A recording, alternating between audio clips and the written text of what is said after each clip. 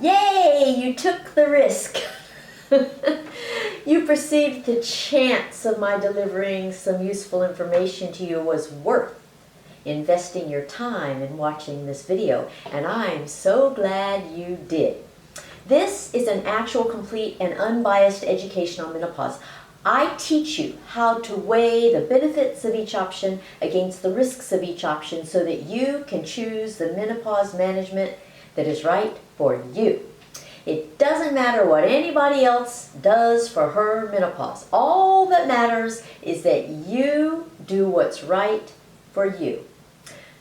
So not only do you need to know the benefits and risks of each option, you also need to know how to assess them in terms of your particular circumstance. But that isn't so easy for some women. And that's because every individual option has both benefits and risks. It's easy to assess the benefits of an option, but assessing the risks presents a problem for most women. Why? Because assessing the risks requires so much more than you've probably ever considered. And today I'm going to make sure you know what it means to assess your risk. Now, you will not find this in my book. This is one of those extras. However, it's absolutely fundamental to successful menopause management. So stay here and take the risk that I'll teach you something useful. The word risk is nothing new to you. I first presented it in video number 157 when I contrasted it with the words cause, association, and link. But most people don't really understand the statistical meaning of risk. And yet you make so many of your decisions using statistical risk figures. I want you to really understand this concept of risk. It can make such a huge difference for your entire future. Now, even though the title of this video is Risk of Breast Cancer, we'll be discussing risk in general as well as risk of breast cancer in particular. And let's start by acknowledging that you take risks all the time. Just about everything you do carries some risk. But you go through your daily life taking risks because the benefits you get outweigh those risks. You take a risk every time you get in your car. You take a risk when you get married. You take a risk or many risks when you get pregnant. And I could go on and on and on. You probably don't think of some of these things as risks, but they most certainly are. So taking risks is a part of your everyday existence. It's nothing new to you. What is new to you is assessing the risks of your menopause management options in a logical, productive manner. And there are some principles of risk that are very useful in doing so. These principles are what I'll present today. So let's talk about some of these principles of risk. I think you're going to find some of them very interesting and probably quite comforting. And please pay close attention to what I teach you here today. I'm going to present 9 principles of risk that will come up over and over and over again throughout this entire unit on breast cancer. You absolutely must understand them fully now in order to make sense of the material I present later. Do not watch this video in a distracted state. Do not watch this video while you multitask. These 9 principles of risk are a foundation for everything else we'll address in terms of your risk for breast cancer. So let's go through these 9 principles of risk one by one. The very first principle of risk is the phenomenon of significance. In science and statistics, the word significant means the probability that the results were due to chance alone is less than 1 in 20 or less than 5%. In other words, It means that there is more than one chance in 20 that the agent of study might have actually accounted for the difference in risk. But that does not mean that the agent of study definitely did account for the difference, and it certainly doesn't mean that it caused it. Designating the difference in risk of any two groups as statistically significant or not statistically significant enables you to either take the findings seriously or just ignore them. So if a researcher conducts a study and finds that a group of women taking HRT had an increased risk of breast cancer compared to a group of women not taking HRT, the difference in risk between the two groups has to be greater than would have occurred by chance alone in order for it to be statistically significant. I mean, you only want to adjust your management in accordance with findings that are meaningful, right? So statistically significant findings are meaningful. Statistically insignificant findings are meaningless. In the case of research studies, a result that is statistically insignificant is most likely due to how the study group was chosen or how the study was conducted rather than due to the agent under study. So a 1 in 20 chance is a 5% risk. This means that statistically significant findings have less than a 5% probability of being due to chance alone, and statistically insignificant findings have more than a 5% probability of being due to chance alone. Now, because it is so darn difficult to be absolutely sure that a significant finding isn't due to some non-causal association, epidemiologists look for results that are both statistically significant and at least 3-fold greater. This is called a large effect.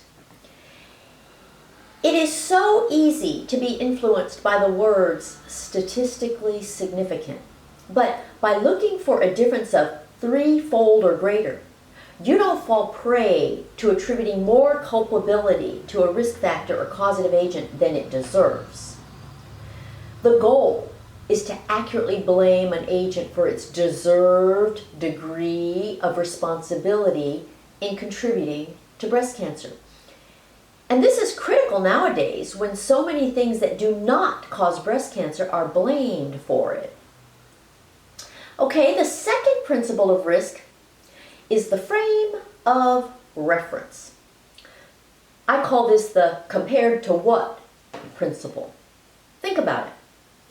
If you hear that HRT increases your risk of breast cancer, what does it mean? What's the comparison?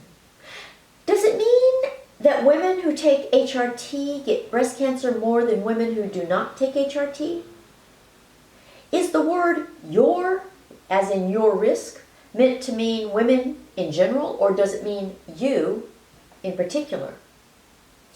If it does pertain to you in particular, does it mean that it increases your risk of breast cancer compared to other women who do not take HRT? Or does it mean that it increases your personal risk of breast cancer over the risk you would have if you didn't take HRT?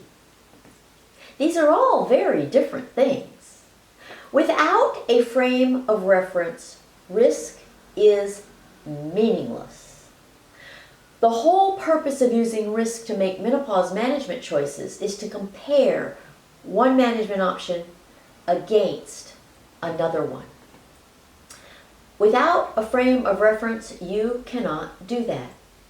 So from now on, whenever anyone, including a doctor, says that something increases your risk of breast cancer or any other disease, respond with, compared to what? And for those of you who are wondering, I will be giving you videos to specifically assess the question of whether HRT increases your risk of breast cancer. Okay, the third principle of risk is relative risk versus absolute risk. These two types of risk are commonly at the root of most people's misinterpretation of risk. You just have to distinguish between the two of them. Relative risk is the risk of getting the disease when you have a particular risk factor against the risk of getting it when you do not have that same particular risk factor. So relative risk has a built-in compared to what notion?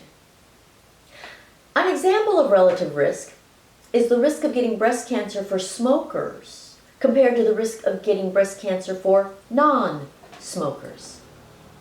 But then there's the other kind of risk, absolute risk.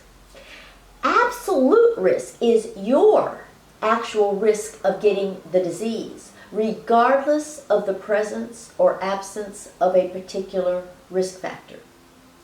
So absolute risk does not have the built-in compared to what notion. An example of absolute risk is your personal risk of getting breast cancer as a smoker.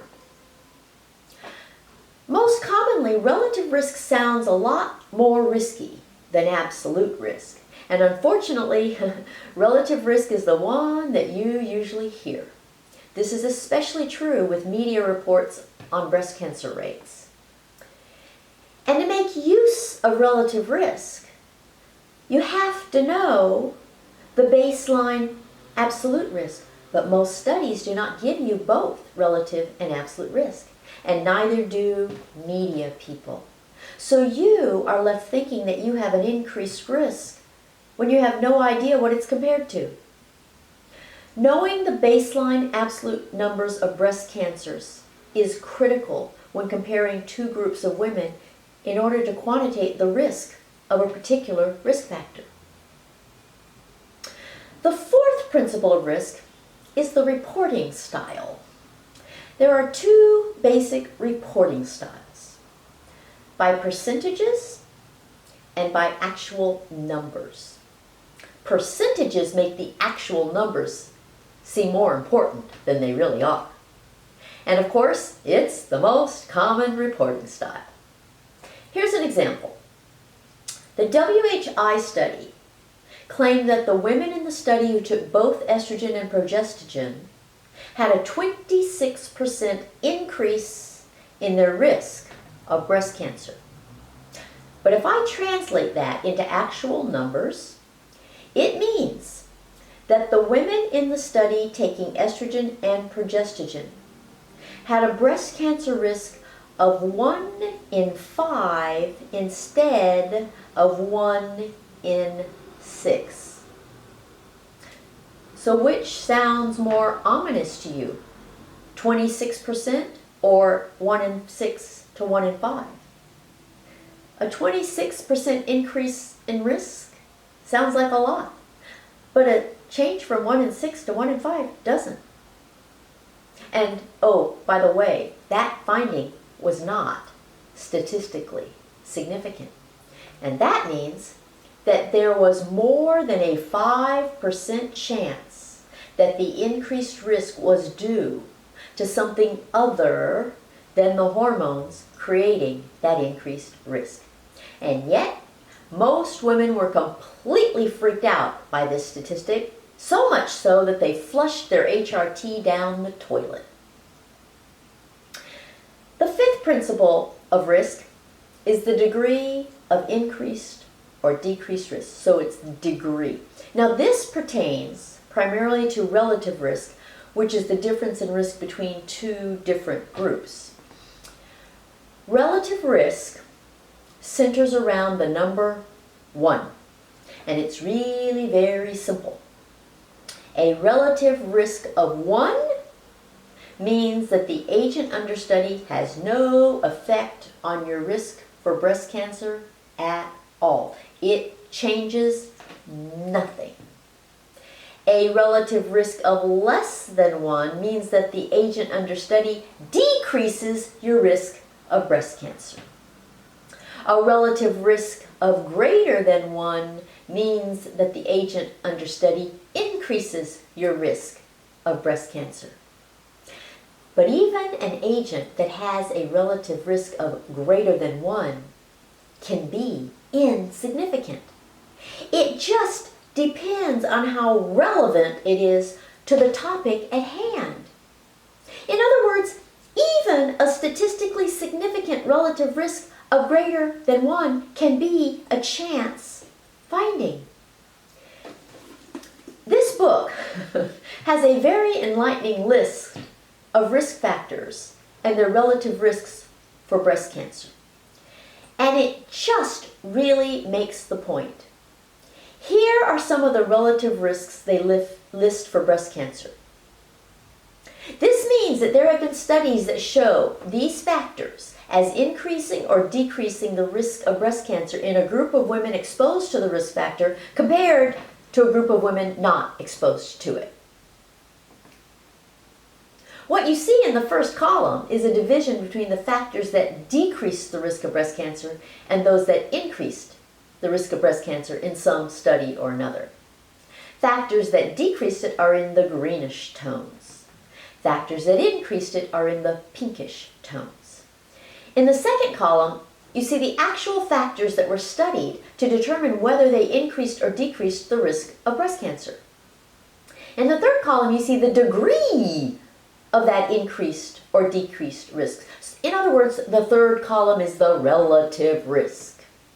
So, dietary fiber, garlic and onions, stress, Premarin, and coffee all decreased the risk of breast cancer. And Premarin and progestin together, alcohol, high carbohydrate intake, left-handedness, being a flight attendant, and using an electric blanket all increased the risk of breast cancer. Notice that the factors found to decrease the risk of breast cancer included both lifestyle factors and Premarin. Premarin is a conjugated estrogen. Just estrogen, no progestogen. And the factors found to increase breast cancer include Premarin with progestogen, as well as alcohol and carbs.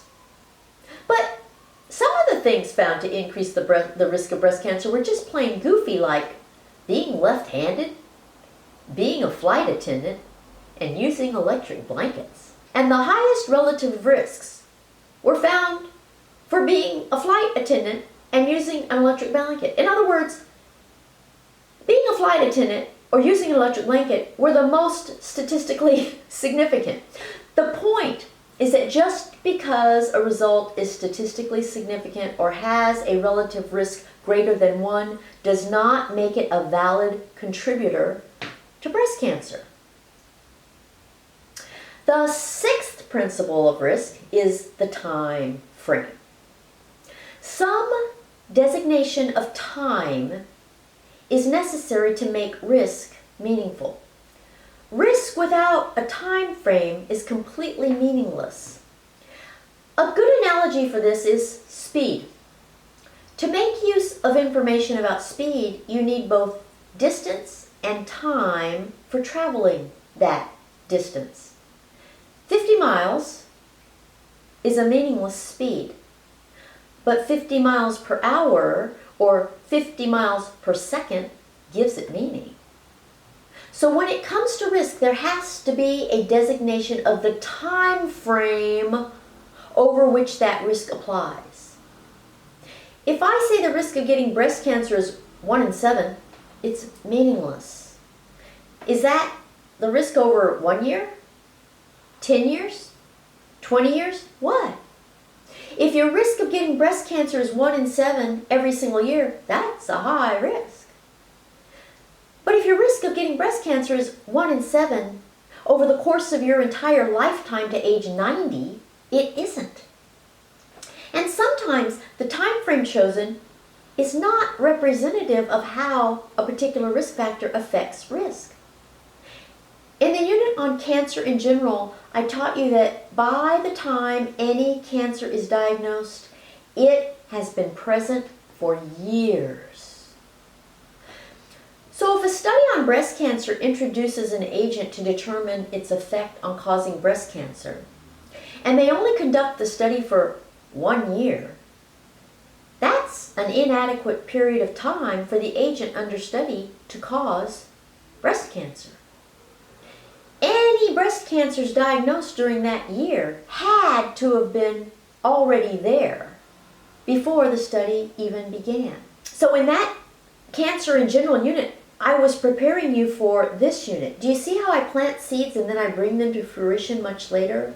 This is why I tell you to watch my videos in order, because you'll see that there are threads that come through the whole education and they help you understand things. So anytime a woman says, HRT caused my breast cancer because I started taking HRT and I was diagnosed with breast cancer 6 months later, she is greatly mistaken. She should be looking at what she was doing about 7 to 10 years before her diagnosis, not 6 months before her diagnosis.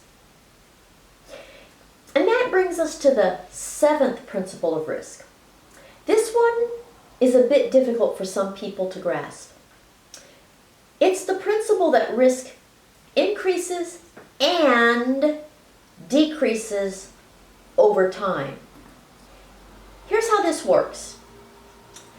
With breast cancer, the absolute average risk for the individual woman increases with age for all women. This means that the younger you are, the lower your risk. And the older you are, the higher your risk.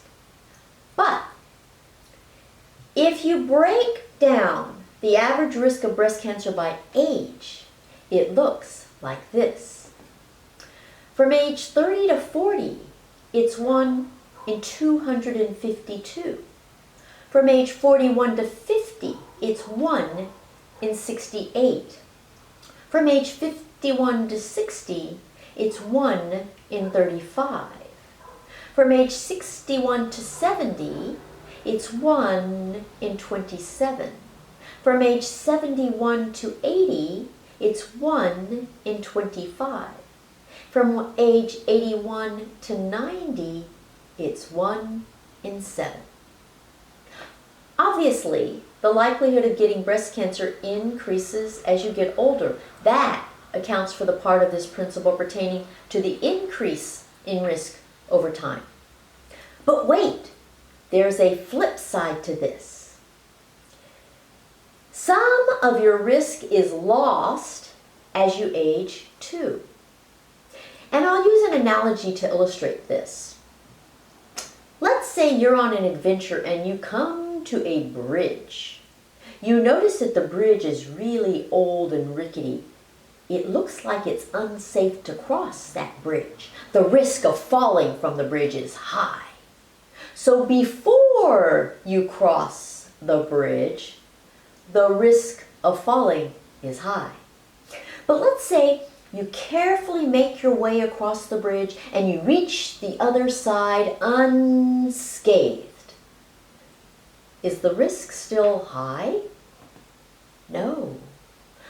Once you've crossed the bridge, it no longer poses a risk. That risk is behind you. So as you travel through each year of your life without breast cancer, the risk of getting breast cancer in that year disappears. So a young woman has a lower risk of getting breast cancer in any given year, but she also has many more years ahead of her in which she still can get breast cancer. An older woman has a higher risk of getting breast cancer in any given year, but she also has many fewer years ahead of her and more behind her, and she has erased the risk of the years already behind her. On your adventure, if you have a lot more rickety bridges to cross, the risk of falling is greater overall, but every time you get to the other side of a bridge, you put the risk of falling from that particular bridge behind you. So once again, Be careful how you interpret risk statistics. Don't let them frighten you. Take time to really consider what they mean. The bottom line is that while breast cancer risk increases with age in general, a degree of that risk disappears over time. The 8th principle of risk is what I'll call a woman's risk. I don't care whether we're talking about breast cancer or any other disease. Anytime you see a statistic that represents a woman's risk, ignore it. Why? Because you are not a woman. You are you. Who is a woman anyway? What's her age, race, lifestyle? How does she compare to you? Is she a mythical woman? How in the world can you make sense of any statistic about the risk of a woman? Women are not robots. Do not fall for generalizations and lumping of all women together like this. And the 9th principle of risk is the risk of specific groups. This pertains to the fact that in order to assess any kind of risk, you have to study a specific group that does not have differences within the group. Studies compare groups of people. Let's call them Group A and Group B. For the study to be valid, everyone in Group A has to have the factors under study in common. They cannot differ with regard to what you're trying to study. So in order to compare Group A to Group B, you have to be sure that there aren't any Group B people included in Group A. All the people in the group must be similar with regard to the issue under study. The words we use to describe whether or not everyone in the group is similar with regard to the issue under study are homogeneous and heterogeneous. Homogeneous means that all the people in a group have a pertinent factor in common. They're all the same with regard to whatever it is you're trying to study. The opposite of homogeneous is heterogeneous. Heterogeneous means that all the people in the group do not have the pertinent factors in common. It's one group, but they have different factors, and you're trying to study the factor that they do not have in common. For instance, let's say you are studying the risk of breast cancer based on a family history of breast cancer. So you divide women into two groups, with Group A being women who have a family member with breast cancer, and Group B being women who do not have a family member with breast cancer. Easy enough, right? But wait, what if some of the women with a family history of breast cancer actually have a genetic mutation for breast cancer, while others do not? In such a situation, you have a heterogeneous group here, rather than a homogeneous group. For your study to be valid, you must have a homogeneous group. But if you have both family history with no gene mutation, plus family history with a gene mutation, it is not homogeneous. You cannot lump them all together and study them as one group. If you do, you will get statistics that are not purely representative of family history. Most likely you'll get a higher risk than the actual risk imposed by family history alone without a gene mutation. The risk of breast cancer due to a genetic mutation is very different than the risk of breast cancer that is not due to a genetic mutation. So if you lump them all together, the resulting statistical risk will end up being meaningless. So studying a heterogeneous group as if it is a homogeneous group will always give you faulty statistics.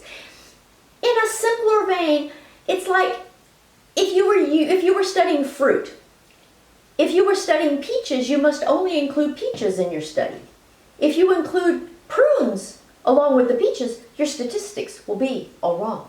So different groups have different risks for breast cancer. If you don't separate them, you completely sabotage the experiment. And you have to be aware of how these studies are done to see if the findings pertain to you at all. So there you have it, all 9 principles of risk. Do you see how important it is to understand risk in order to avoid misinterpreting statistics? Pay attention to these things. Most people are completely unaware of these 9 principles of risk. So here's the whole list of the principles of risk. Number 1, the risk must be statistically significant and preferably increased by a factor of 3 to be meaningful. Number 2, there must be a frame of reference. Number 3, there must be a distinction between relative risk and absolute risk, with absolute risk being more accurate. Number 4, the reporting of risk may use percentages or actual numbers, with actual numbers being more accurate. Number 5, the degree of relative risk must be greater than 1 to even begin to be significant. Number 6, there must be a time frame associated with the risk. Number 7, your individual risk increases and decreases over time. Number 8, there is no such thing as a woman's risk. Number 9, the study group must be homogeneous for the risk to be meaningful. We'll be coming back to these principles again and again as we search forward in our discussions of the individual risk factors for breast cancer. You'll see how they come up over and over and over, sometimes to your benefit and sometimes to your detriment. Either way, you'll know the whole truth and the whole story rather than having a skewed view or irrational fear. So this is where I will leave you today. Thank you for taking the risk of furthering your understanding of risk. Next week we'll talk about hereditary versus non-hereditary breast cancers. You can follow me on social media, Facebook, Instagram, Pinterest, Stories. You can subscribe to my newsletter and channel. And you can schedule a consultation with me at menopausetailor.me. And I urge you to do all of these things.